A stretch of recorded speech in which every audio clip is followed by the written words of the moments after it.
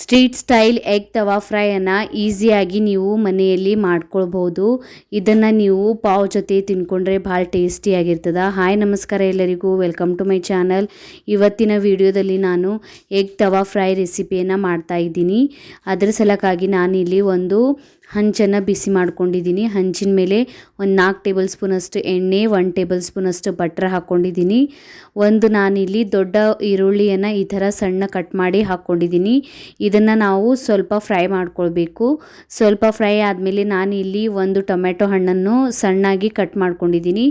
ಇದನ್ನು ನಾವು ಸ್ವಲ್ಪ ಉಳ್ಳಾಗಡ್ಡಿ ಮತ್ತು ಟೊಮೆಟೊ ಹಣ್ಣು ಮೆತ್ತಗಾಗೋವರೆಗೂ ಇದನ್ನು ಸ್ವಲ್ಪ ಫ್ರೈ ಮಾಡ್ಕೊಳ್ಬೇಕು.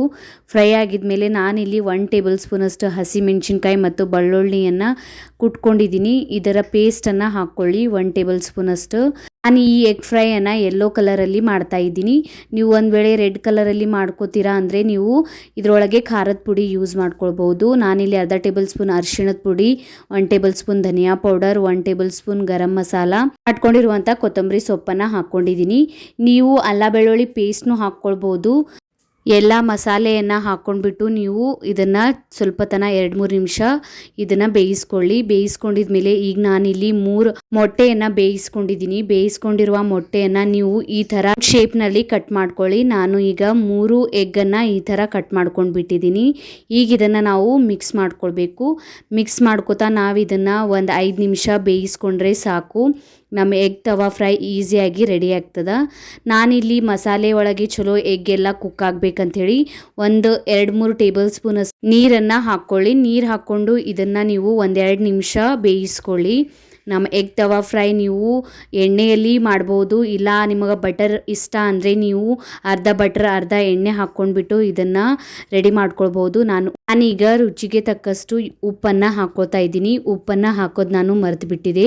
ನೀವು ಮಸಾಲೆ ಹಾಕುವಾಗಲೇ ಉಪ್ಪನ್ನು ಹಾಕ್ಕೊಳ್ರಿ. ಈಗ ನಾನು ಎಲ್ಲ ಮಿಕ್ಸ್ ಮಾಡಿಬಿಟ್ಟು ಈ ಥರ ರೆಡಿ ಮಾಡ್ಕೊಂಡಿರುವಂಥ ಎಗ್ ಫ್ರೈಯನ್ನು ಈ ಥರ ನಾನು ಸೈಡಿಗೆ ಹಾಕ್ಕೊಳ್ತಾ ಇದ್ದೀನಿ. ಈಗ ನಾವು ಇನ್ನೊಂದು ಸಲ ಒಗ್ಗರಣೆ ಹಾಕಬೇಕು. ಇದರೊಳಗೆ ನಾನು 1-2 ಟೇಬಲ್ ಸ್ಪೂನಷ್ಟು ಎಣ್ಣೆ, 1 ಟೇಬಲ್ ಸ್ಪೂನಷ್ಟು ಬಟರ್ ಹಾಕ್ಕೊಂಡಿದ್ದೀನಿ. ಅರ್ಧ ಟೇಬಲ್ ಸ್ಪೂನಷ್ಟು ಅರಿಶಿಣದ ಪುಡಿ, ಅರ್ಧ ಟೇಬಲ್ ಸ್ಪೂನಷ್ಟು ಧನಿಯಾ ಪೌಡರ್, ಅರ್ಧ ಟೇಬಲ್ ಸ್ಪೂನ್ ಗರಂ ಮಸಾಲ, ಸ್ವಲ್ಪ ಉಪ್ಪು, ಸ್ವಲ್ಪ ನಾವು ಪೇಸ್ಟ್ ಮಾಡ್ಕೊಂಡಿರ್ತೀವಲ್ಲ ಹಸಿಮೆಣಸಿನ್ಕಾಯಿ ಮತ್ತು ಬೆಳ್ಳುಳ್ಳಿ ಪೇಸ್ಟ್ ಅದನ್ನು ಹಾಕ್ಕೊಂಡಿದ್ದೀನಿ, ಒಂದು ಅರ್ಧ ಟೇಬಲ್ ಸ್ಪೂನು.